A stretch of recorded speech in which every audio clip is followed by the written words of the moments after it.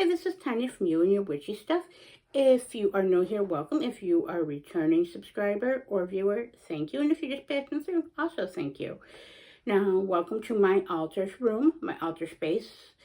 This is where the majority of my, except for my cards and other stuff, my books and such, this is where a lot of my cards are in a lot of my many altars, including my large altar, which I plan to hopefully do in the next couple weeks, depending on circumstances, my big altar that is, depending on the circumstances, situations, and of course, what I work with and how they feel about that and connecting.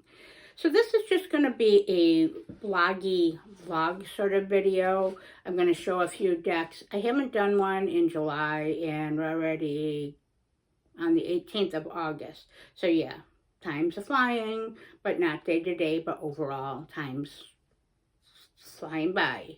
Moving through. So I just figured I'd do one of these ramble type of videos. And it's been a while. I'll show a couple decks that I got in. I got a couple I'm not showing yet because I just not showing that for the time's sake and that.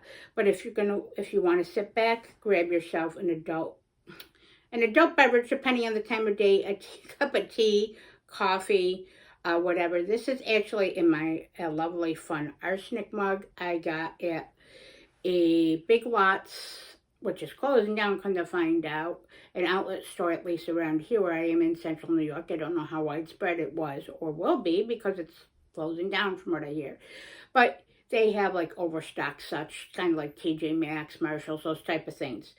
And I got this during Halloween season. Well, every day should be Halloween in my opinion, and is for the most part, but yeah.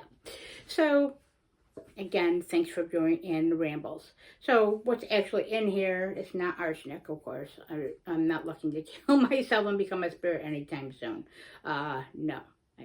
I'm sure that's not any easier than being in a human vessel and living the day-to-day level trials and tribulations. There you go. See, I can't talk already. I don't edit my videos. What you see is what you get. Again, this is just a blog. If you're interested in these type of things, sit back, relax. If not, well, time to turn back. So this is just some apple cider from, and this is some apple cider, should I say, before I trip over my words and get over that. My brain's working like fruit compared to my mouth and the collective thought. So this is apple cider actually from Fly Creek Cider Mill, which is about 45 minutes from where I am. If you are anywhere in the central New York region or have the capability to, best fucking cider ever. Okay, in my opinion, and we went there, one of our typically try to attempt 2 annual trips, my husband and I. We like to just sit, relax by the pond, feed the ducks, of course, get cider, and slushies, cider slushies, donuts, and all the great foods and sauces and varieties they offer. It's just a great place just to go to, and one of the valuable things here in an area where there's not often to do, but something that's certainly affordable and attainable, and supporting a small business and creators. That's been along for a long time and hope to be a long time even after I'm gone, that hopefully the tradition's carried on. So with that being said, this is going to be like a video and ramble, a vlog of my kind of July and August where I stand in the mundane and in my practice type of thing. Just sort of laid back, just sort of Tanya, what you see is what you get. So, work, I'm already 2.5 months into my new job. I'm just going to mention that somewhat because, of course, that's the mundane that's affecting my life and including the magical and how they marry together. So, real quick in that is, it's definitely a learning curve, a major learning curve. And challenging in many aspects for myself. Many things that is triggering that maybe I still haven't worked on energetically, on a spiritual level, a mindful level, like, like my logic, or should I say my mental health, even my physical health, because my habits keep changing and it kind of affects it. But then that's my problem and what I constantly work through. Again, human experience, human life. A lot of blessings are coming out of it. I mean, it's a decent income. It's not too far of a drive. It is definitely challenging me, my capabilities, but does build on my foundations that I had in the job.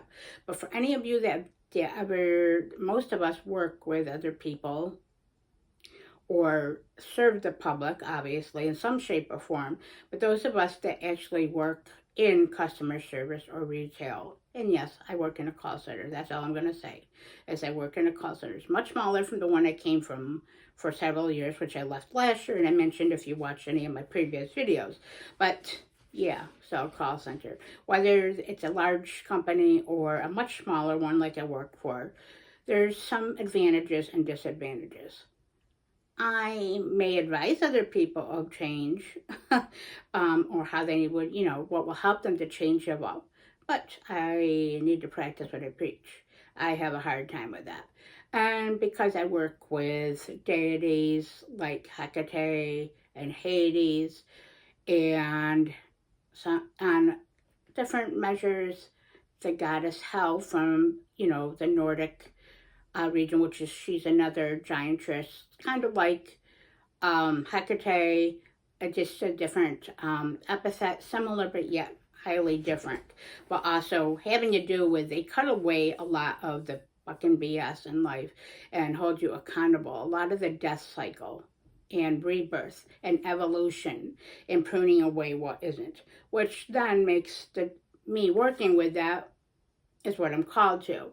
So I kind of build up resistance, I guess, with my ego or day to day, according to what they're showing me, but according to what I signed up for, if you get with my drift. I know my soul signed up for this purpose as a woman, witch, and spiritual being, but integrally my practice and my witchcraft affects that. So yes, there's advantages, there's disadvantages, there's definitely already been some lessons, there's already been healing, triggers, and growth. Therefore, that affects my magic or how I'm incorporating my spirituality and how I work with and communicate with my deities and my spirits and my familiars and my practice. Of course, life does affect one's spiritual path or whatever they choose to be, even if they're an atheist, affects the life path and working. But jobs highly affect that, and day-to-day magic and mundane go hand in hand, in my opinion. They're not separate. They're life. That's how it is. The magical, mundane, the spiritual, and whatever it is, or lack of, or all that is part of life's integration and path working, and hopefully growth and evolution for each of us. I know it is for myself. My magical practice and spirituality is what actually anchors me in this life and in the mundane and dealing with the challenges. And let's just say the new job I'm not assimilating as well as I hoped, or some of the things are kind of repeating a cycle of what I've experienced before for years. A lesson in it, I'm assuming. Some of it's already showing, some of it's not. I do need to give myself time and grace, as we all do, and compassion in what we're working through. And what I might be rambling on here may not be unimportant to you, but you might have situations the same. But it's all valuable, I see, and what we experience is as part of the human collective experience and growth. So there's that, but again, we'll see, again, 2.5 months into it, and I'm constantly being trained on new things, and different than I expected and more work than I expected and being thrown at. But that's how it goes. And when you are working on the left-hand path of spirituality, magic, or even logic and self-development, those are things you also got to be mindful of and integrate. They're part of the lessons. They're part of the discipline and the challenge. And what helps you to get through those adversarial energies also help you to face your reality and to be the better version of yourself. So that's where I stand in with my magic and my mundane. So if you're still watching this, please like or comment on that, or any of those types of similar situations are resonating for you in your life. I always appreciate to hear from others in comments and feedback, but also how I follow others and get value from their life experiences. We're all in this as humans or spirits living in souls, living in a body, living a human experience. I cannot fucking talk. I did good in my weekly reading video, just filmed, but yeah. But again, coming down from a convention, which I had for yet to mention into this whole thing is separately from the whole job and the equation. I read for a few people, less than I hoped or expected to. Expectations fucking suck. That's what I'm having to deal with on that and moving through that. And I've had some challenges during these past couple of days on top of the work challenges and stuff that are really facing me and causing me to face my triggers, my truth, and how I deal with them and flow through them. And as usual, I just looked up because I saw some spiritual thing and light and thing.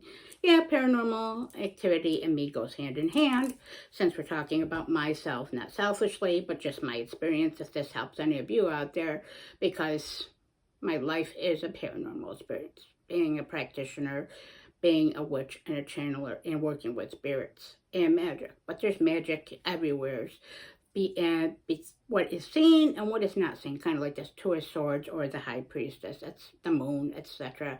If you follow my tarot readings or you're into any of that stuff or collect those.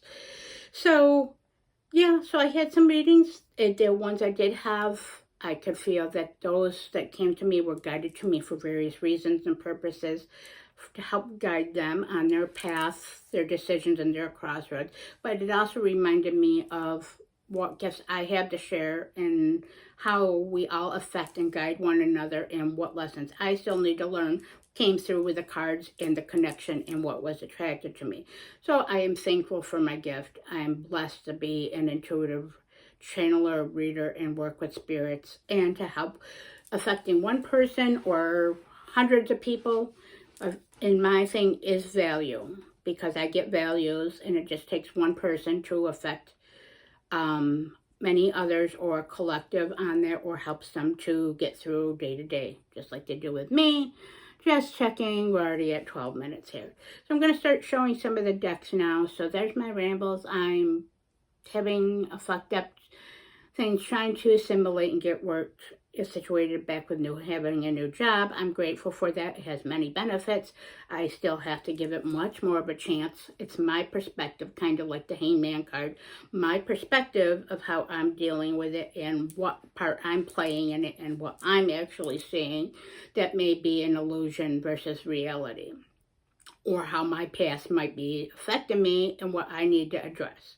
So yes, I'm big on accountability. Of course, those of us that work on the left-hand path in magic, spirituality, or even as atheists, not myself, but those that may do it from an atheist perspective, which is possible, a non-theistic experience, when you are on the left-hand path and Lucifer, I cannot talk. So I'm just going to say you work with Luciferianism. There we go. Yeah, pronunciate, Tanya. But when you work with these type of energies on that, and that type of thing, you'll learn a lot more about discipline, facing the truth, but for yourself and the betterment of yourself. But not, and it's not selfish to take care of yourself, your growth, because how you take care of yourself and show up for yourself will help you to show up for those around you and cause a ripple effect.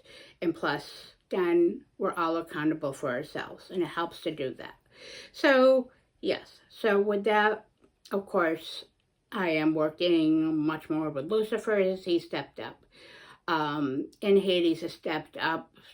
They hold me to be much more disciplined, much more focused, much more accountable, but to be much more truthful with myself as a woman, witch, and spiritual being living on this path and in this human experience. And helping me to break through my limitations in a healthy way. But things that maybe I know that I need to work on, but don't, but they kind of kick me in the ass.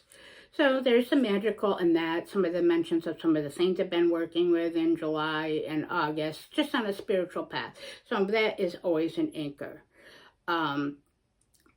In reading cards and working with my tools and my spirits and my gifts and my deities. Now, and there's some of my thing about my job and the convention we read at my Sci-Fi Horror Fest, which was in Vernon Downs, at Vernon Downs Casino, should I say, in New York. It was great. I got to see lots of friends that I only see once or twice a year. Come into a fun thing, since my husband and I are huge horror fans. We love those movies. My husband's channel, You and Your Horror Movies, he has over 5,000 movies. He got to interview people like yesterday. Is moderator. He got to do one moderation this year, but it was with a big name, Linnea Quigley. Wow, I can't talk. Sorry if I know she wouldn't be watching this anyways. But either way, she is a fantastic actress, an icon in that type of B movies, etc. Which, of course, love B movies of all sorts. But yeah, so we got to do that. I got to see witchy things, talk with other people like myself that I see every year there, other vendors. Have great conversations, laughter, and just get that. So that's another great experience I had. Things like that is what's kind of helping me to get through the job and the struggles of learning and assimilating that, and the experience that is bringing me and kind of what brings me down. Those things in life we each should have that lift us up and kind of change our perspective, or free ourselves up from limitations or what we were having to focus. It's nice to step away and have fun, whatever that might look like. And I probably should just said it instead of you just watching me here and ramble. Yeah, I'll show some cards with my typical rambles and discombobulated things. So I'm going to show this one. These are both oracle decks. The first one is Mother Mort's, I always call it wrong, Mother Mort's Carnival of Souls. This is the book that comes with it. This is not the guidebook. This is actually a story about, this deck is based on Arsenic Jane. The head character, it is phenomenal. But this is all based around the maiden, mother, and crone aspects of Hecate. If you believe in that as a triple goddess or as a guide in life. A great book. This deck is greatly made an experience. I'm glad. I've been eyeing it since it was showing up on YouTube several months ago. And it was available on mass market on Amazon, and then it went away. Then it was on US Games, I believe, and then it went away. And now it's only on the creator's website. But he has a special edition, and I got that. And here you can see, here's from the special edition. I got this card with it, so you can see if you're interested in this deck. That's the creator. It comes with 3 extra cards versus the traditional alternates of 3 of the other cards that didn't make that overall mass market cut. And just going to show a few. I'm not going to even go through, what one's my favorite, what one's not. Just a few. Look at the backings on this, though. Gorgeous. All thought and feeling and energy and artistic creativity. It's a luxurious deck. And it's fun. And obviously, like me, I love the darker aesthetic. The horror related, as I just mentioned a few minutes ago. And the macabre, and in between. I like things that evoke thought, feeling, energy, and that are unique. Much like myself, and much like those that I value in life. Who wants to run with the herd, so to say, but to value their uniqueness. So, here's a few cards. Let's see if I can do this without dropping them, like I have lately with my cards. Not in the video so much, but just overall.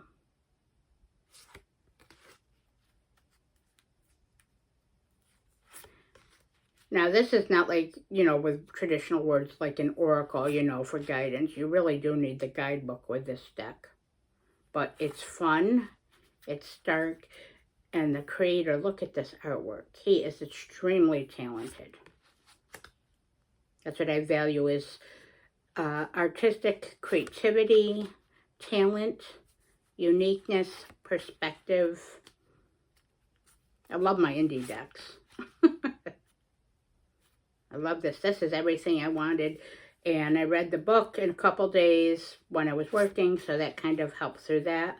I bring decks all the time to work to thumb through, to read when I can, because again, my practice affects my mundane affects my practice. I try to use my time to my advantage, or what time I do have, or the energy I have. So these all are characters that are in the book that comes with it. It has a separate little guidebook that comes with it that actually gives the backstory of these characters. And then, of course, the divination advice. But if this is your type of aesthetic, if you are a collector, if you like the macabre, the horror aspect of things, this is just great, even if you're not an oracle or tarot reader, collector, or such, but you are into artwork. I think you would not be disappointed with this, or in the investment. And I think I only paid like $40 for the special edition. So definitely worth more than what I paid for. And definitely the readings and the characters connect with Hecate's energy, epithet, and guidance, as she is my patroness. So this definitely was what is it mentioned in the actual, what it gives on the back of the deck and online. It definitely does have those aspects, not only in the story, but in the cards and the characters and how they can relate to that. So again, that is Mother Mort's Carnival of Souls, a beautiful deck. Again, I give that one basically I don't use it as often, but I do use it enough since I've got it in July, enough to know already that even though it's not an everyday deck, it is because of the quality and such. I give it an 8 at a 0.5 out of 10. I would give it a 9 or 10 if I used it every day or more often. That may change as I change and my circumstances change.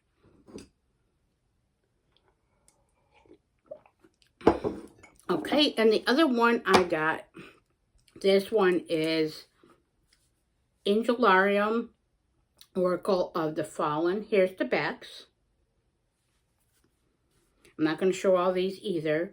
I don't have the original Angelarium, Oracle of Emanations. Neither have I read the books.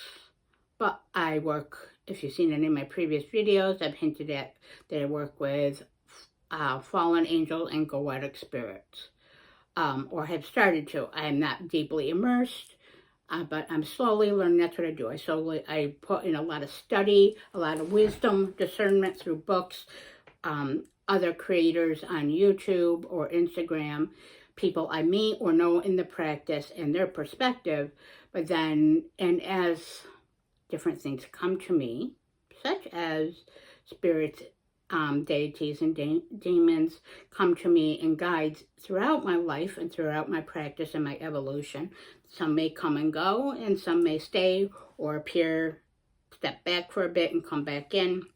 Yeah, but I've always, for many years now, had a fascination and attraction to the fallen angels, the goetic demons and stuff, and their wisdom, their knowledge, what they have to bring in to experience to the collective, but to myself, to those that understand, and that help break through limiting fears and expectations, because I definitely need that, and to give a good kick in the ass, but to help to empower and to obtain and achieve the goals, big and small, that we have in this life.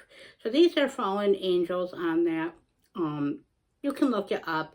These are based, I guess, from the book of Enoch, I believe, which I have not read. Yeah, I have literally hundreds of books I want to read, and old grimoires and texts, which I primarily go by my own gnosis now after being an official practitioner for over 30 years. but still, I use those as a foundation, discernment, but primarily it's my own gnosis on that, so I don't approach them the same way or work with Solomonic magic. But I'm just going to show you a few cards of this. This gives a little bit of the story about these. These are beings that were once angels that did fall to earth or did come to earth, choose to come to earth ages and aeons ago to work with humanity, to guide and teach humanity, and also have experience and liberation that they did not have. Or they fell purposely or non-purposely, or like most of us, are dragged along for the ride. Or that's at least the perception I get. But the guidebook is great. It gives a bit of the backstory of the Watcher. That's what these are. These are Watchers. You can look this all up on YouTube and on Google and discern for yourself. That's what I'm doing and learning and growing on this too.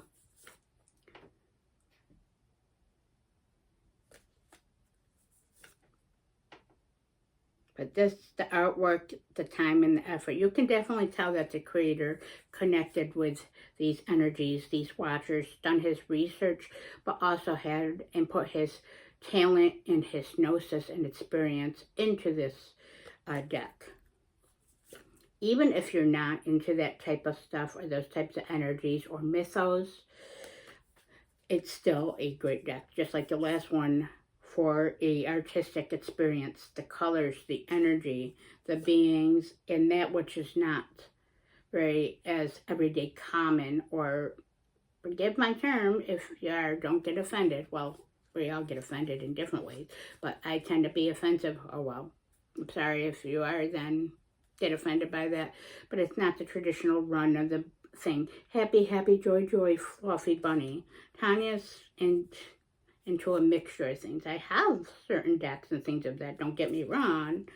My inner child likes that too, but I tend to like things that are a bit confrontational, that help me to evolve, that evoke thought, feeling, creativity, that are special. And not as in special, like, oh, special, but special. Yes. So again, you can look this deck up on there. I'm not going to get the box and look and read on it. This is just a vlog. I know this has taken forever already. But again, just to show you a few of the cards, just look up Angelarium, Oracle of the Oracle of the Falling. Wow. Okay, so I think it's probably time for me to get this wrapped up. Not only for time value, if you've watched through this and even cared, which I hope you get something out of this, as I do with others. I do like blogs and vlogs and different things like that, or the decks I've shown. Or if you do follow and keep up with me, I do know that several of my friends and other creators that I respect and have interactions with do watch this as I watch theirs. The human experience is what gets me on that, and being open-minded and receptive and in touch and listening versus being ignorant. Yep. And I am a bitch in many ways. Oh well.